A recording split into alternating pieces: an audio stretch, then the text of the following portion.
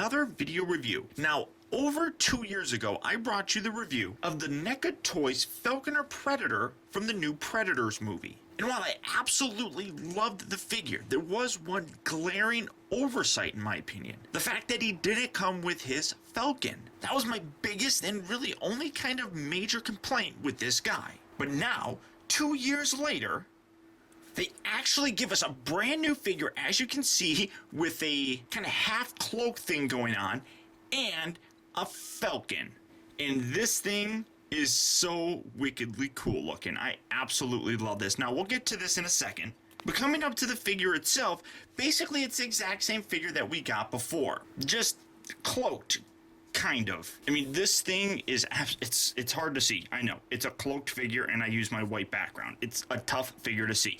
Basically, we're getting the exact same figure though. From what I've gathered, there is a slight change. Mostly I'm looking at the hair. The hair looks a little bit different this time around. But also, here on the back, you can see that there's no holes or anything.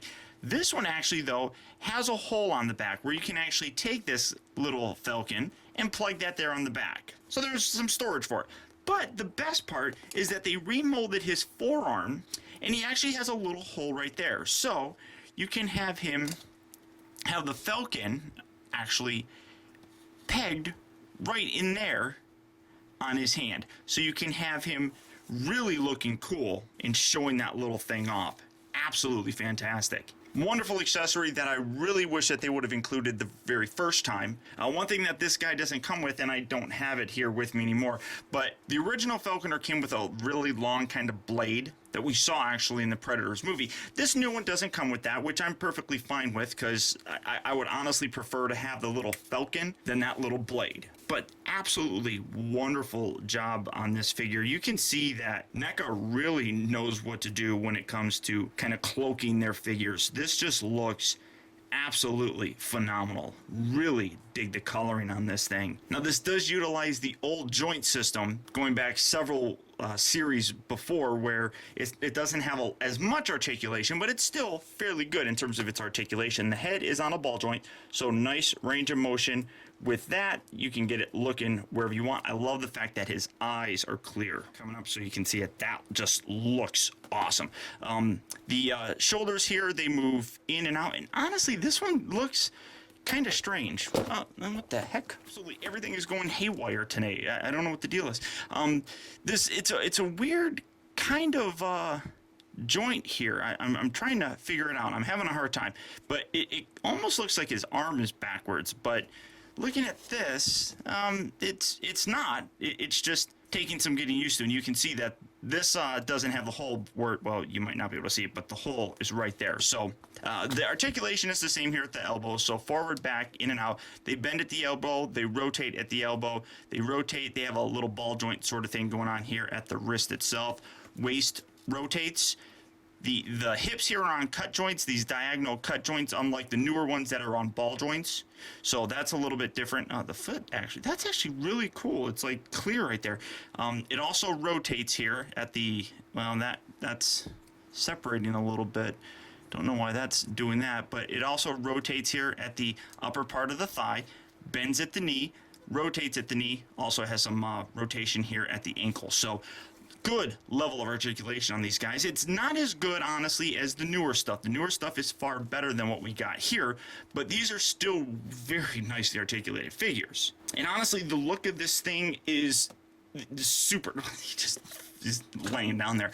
The look of this is super and absolutely awesome.